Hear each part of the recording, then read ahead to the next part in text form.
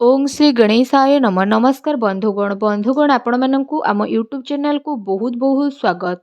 जदि विशेष भाव में आम एठी कहिबा कि ए भिडियो रे आम विशेष रूप से आपण माननकु कहिबु आगामी ए 3 दिनर समय अवधि रे आपणक जीवन रे पूरा चार चांद लागिबाकु जाउछि। आपणक पई जदि विशेष भाव में कहिबु किपरि ए समय रहिबो केउ सब जिनिस रे आपणक विशेष रूप से फायदा मिलिबो केउ सबु जिनिसरे आपनको सावधानता रखिबाकु पड़िबो आपणकर लव लाइफ क्यारियर किपरि रहिबो बिजनेस व्यापार किपरि रहिबो एवं स्वास्थ्यर किछि महत्वपूर्ण इनफॉरमेशन मध्ये आमे आपण माननकु भिडियो रे देबु। आ भिडियो शेष रे आमे किछि उपाय विषय रे मध्ये कहिबु जहा द्वारा आपण ए समय अवधि को आहुरी अधिक भल और मंगलदायक करि परिबे। आगो को वीडियो आरंभ करबा पूर्वरु आमर आपनकु रिक्वेस्ट कि जदि आपण हमर ए चैनल नुआ आछंती चैनल को सब्सक्राइब करंतु सांगरे नोटिफिकेशन बेल को मध्य ऑन करि दियंतु जहा द्वारा समय समय रे सह नुआ नुआ वीडियो रो नोटिफिकेशन आपण माननकु सर्वप्रथमे पहुंची जिवो। तो आसंतु जानिबा किपरि रहिबो आपणक पई विशेष भाबरे ए 3 दिनर स्थिति। जदि विशेष भाव में कहबा कि सबुठारु प्रथमे कि कौन आपणक पई ए दिन रे विशेष रूप से पॉजिटिव रहिबा पई जाउछि। जदि आमे विशेष भाव में कहबा जदि आपण व्यवसाय करूछंती किंबा जदि आपण चाकरी कोठी करूछंती तो निवेश पई मध्य आपणको भल अवसर प्राप्त होई जिवो। यह आपणकर आर्थिक निवेश पई बहुत ही भल रहिबो जहा द्वारा आपणको आर्थिक लाभ प्राप्त हेबार बहुत भल अवसर प्राप्त मध्य होई जिवो।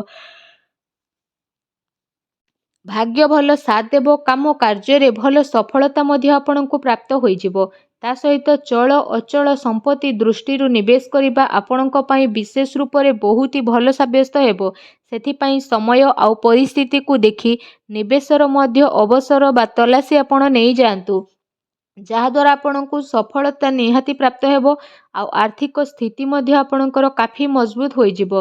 ता सहित कोनोसी अप्रत्याशित आय बा शायद कौनसी प्रोब्लेम रे आपण फसी पारंती ए आयर भल भाव में प्रयोग करंतु जहा द्वारा कौनसी यात्रा बा एमिति किछि गतिविधि रे जोठी आपणकर उद्देश्य अस्पष्ट रहिबो विचार को लोक माननको कुहंतु जहा आपणक दिमाग रे रहिछि।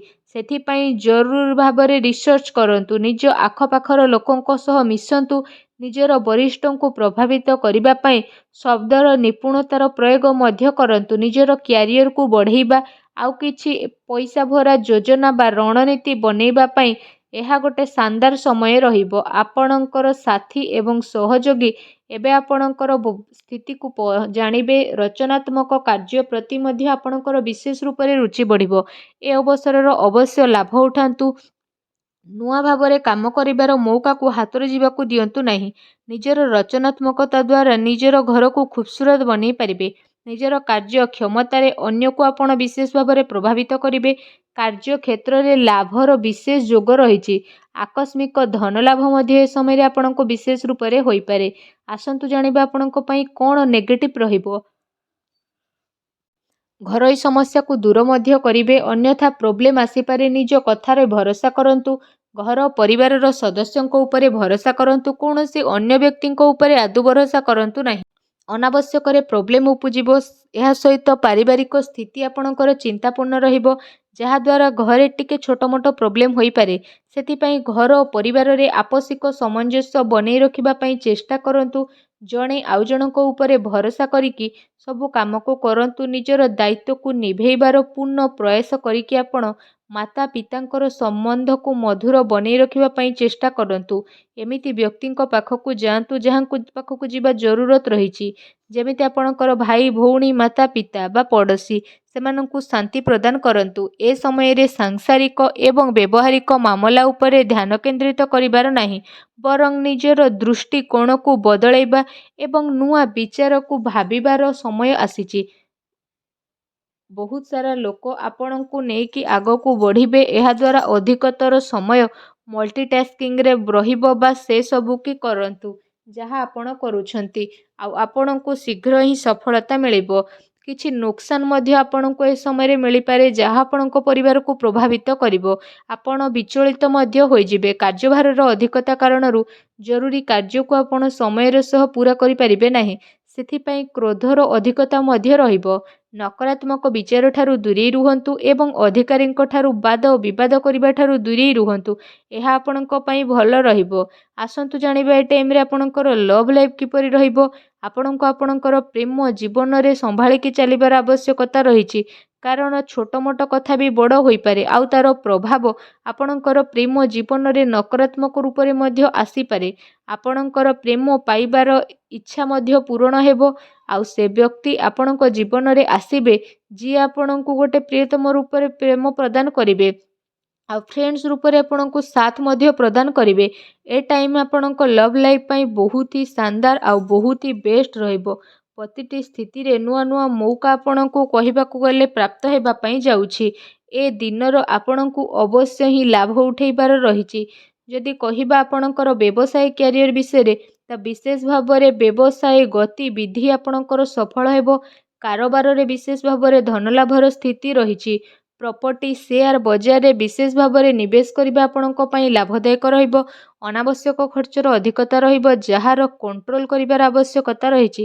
ଏହା ସହ ଚାକିରି କରୁଥିବା ବ୍ୟକ୍ତିବିଶେଷଙ୍କ ପାଇଁ ଏ ଦିନ ବହୁତ ଭଲ ରହିବ। ବିଦ୍ୟାର୍ଥୀଙ୍କ ପାଇଁ ଟାଇମିଂ ମିଲାଜୁଲା ରହିବା ପାଇଁ ଯାଉଛି। ତ ଯଦି କହିବା ଆପଣଙ୍କ ପାଇଁ ବିଶେଷ ଭାବରେ ବ୍ୟାପାର ସମ୍ବନ୍ଧିତ କୌଣସି ଯାତ୍ରାରେ ଯିବାର ଯୋଗ ବନୁଛି। କୋର୍ଟ କଚେରୀ ସମ୍ବନ୍ଧିତ କୌଣସି ଭଲ ଖୁସି ଖବର ମଧ୍ୟ ଆପଣଙ୍କୁ ପ୍ରାପ୍ତ ହୋଇପାରେ। ଏହା ସହିତ ଯଦି କହିବା ଯେଉଁ ଲୋକମାନେ ସରକାରୀ କ୍ଷେତ୍ରରେ ଚାକିରି କରୁଛନ୍ତି ତ ସେମାନଙ୍କୁ ଶୀଘ୍ର ହିଁ ସରକାରୀ ସୁଖ ପ୍ରାପ୍ତ ହେବ। ଆପଣଙ୍କର ଆମଦାନୀରେ ବହୁତ ଭଲ ବୃଦ୍ଧି ମଧ୍ୟ ଆଗକୁ ଆସୁଥିବା ଟାଇମ୍ରେ ଦେଖିବା ପାଇଁ ମିଳିବ। ତା ସହିତ ସମୟ ଆପଣଙ୍କ କ୍ୟାରିୟର ପାଇଁ ବହୁତ ହି ଅନୁକୂଳ ରହିବ ଆଉ ଆପଣଙ୍କୁ ସରକାରୀ କ୍ଷେତ୍ରରେ କାଫି ଫାଇଦା ମଧ୍ୟ ହେବ। ଆପଣ ଆପଣଙ୍କର କାର୍ଯ୍ୟ ପାଇଁ ସ୍ୱୟଂ ଉପରେ ଭରସା କରିକି ରହିବାକୁ ପଡ଼ିବ। ବେରୋଜଗାରଙ୍କୁ ରୋଜଗାର ନୂଆ ଅବସର ମଧ୍ୟ ପ୍ରାପ୍ତ ହେବ। ବ୍ୟାପାର ଧନ୍ଦାରେ ବହୁତ ଭଲ ଲାଭ ମିଳିବାର ସମ୍ଭାବନା ରହିଛି। କିନ୍ତୁ ଅନାବଶ୍ୟକ ଖର୍ଚ୍ଚର ଯେହେତୁ ଅଧିକତା ରହିବ ତେଣୁ ଟିକେ ସାବଧାନ ରୁହନ୍ତୁ। ଯଦି କହିବା ଏ ସମୟରେ ଆପଣଙ୍କ ସ୍ୱାସ୍ଥ୍ୟ କିପରି ରହିବ ତ ସ୍ୱାସ୍ଥ୍ୟରେ କୌଣସି ପ୍ରକାରର ସ୍ୱାସ୍ଥ୍ୟ ରିଲେଟେଡ୍ ଗମ୍ଭୀର ସମସ୍ୟାର ସାମ୍ନା କରିବା ପାଇଁ ବିଶେଷ ରୂପରେ ପଡ଼ିପାରେ। ସେଥିପାଇଁ କୌଣସି ପ୍ରକାରର ସ୍ୱାସ୍ଥ୍ୟ ସମ୍ବନ୍ଧିତ ସମସ୍ୟା ଉତ୍ପନ୍ନ ହେବା ଦ୍ୱାରା ସମୟ ପୂର୍ବରୁ ଉପଚାର କରିବାର ବହୁତ ଭଲ ଆବଶ୍ୟକତା ରହିଛି। ଯାହାଦ୍ୱାରା ସମୟ ଥାଉ ଥାଉ କୌଣସି ବି ବଡ଼ ପ୍ରୋବ୍ଲେମରୁ ଆପଣ ବାହାରକୁ ବାହାରି ପାରିବେ। ସାବଧାନ ରୁହନ୍ତୁ। ଏଥିପାଇଁ ଆପଣ ନିଜର ଖାଦ୍ୟପେୟ ଉପରେ ବିଶେଷ ଧ୍ୟାନ ଦିଅନ୍ତୁ। ତା ସହିତ ନିଜ ସ୍ୱାସ୍ଥ୍ୟକୁ ଆହୁରି ଅଧିକ ଭଲ ରଖିବା ପାଇଁ ଆପଣ ପ୍ରତ୍ୟେକ ଦିନ ଯୋଗ କରନ୍ତୁ, ବ୍ୟାୟାମ କରନ୍ତୁ ଏବଂ ସୁସ୍ଥ ରୁହନ୍ତୁ। ଆସନ୍ତୁ ଜାଣିବା ଆପଣଙ୍କ ପାଇଁ କ'ଣ ବିଶେଷ ଉପାୟ ରହିଛି। ଯଦି ବିଶେଷ ଉପାୟ ବିଷୟରେ କହିବା ସ୍ନାନ ଆଦି ଆପଣ କରିସାରିବା ପରେ ବିଶେଷ ଭାବରେ ବହୁତ ହିଁ ପ୍ରେମ ପୂର୍ବକ ସାବୁଦାନାର କ୍ଷୀରି ବନାନ୍ତୁ ଆଉ ସେ କ୍ଷୀରିରେ ଆପଣ ଚିନି ବଦଳରେ ମିଶ୍ରି ମିଶାନ୍ତୁ। ଯେବେ ଏ କ୍ଷୀରିଟି ପ୍ରସ୍ତୁତ ହୋଇଯିବ ସେଥିରେ ଆପଣ ଅଳ୍ପ ଟିକେ କେଶର ପକାନ୍ତୁ ଆଉ ତାପରେ ଆପଣ ସେ କ୍ଷୀରିଟିକୁ ନେଇ ସବୁଠାରୁ ପ୍ରଥମେ ମା ଲକ୍ଷ୍ମୀଙ୍କୁ ଭୋଗ ଲଗାନ୍ତୁ। ଏହାପରେ ଆପଣ ସେ କ୍ଷୀରିକୁ ମା ଲକ୍ଷ୍ମୀଙ୍କ ଆଗରେ ରଖିକି ଘର ପରିବାରରେ ବାଣ୍ଟି ଦିଅନ୍ତୁ। ଏପରି କରିବା ଦ୍ୱାରା ମା ଲକ୍ଷ୍ମୀ ବହୁତ ଅଧିକ ପ୍ରସନ୍ନ ହେବେ ଏବଂ ଆପଣଙ୍କର ସବୁ କଷ୍ଟକୁ ଦୂର କରିବେ। ଯାହା ବି ଆପଣଙ୍କ ଜୀବନରେ ପ୍ରୋବ୍ଲେମ୍ ଚାଲିଛି ସବୁ ଦୂର ହେବ। ଭିଡ଼ିଓଟି କେମିତି ଲାଗିଲା କମେଣ୍ଟ କରିକି ଜଣାଇବେ। ଚ୍ୟାନେଲରେ ନ ଆସିଥିଲେ ଚ୍ୟାନେଲକୁ ସବସ୍କ୍ରାଇବ୍ କରିବେ। ଧନ୍ୟବାଦ।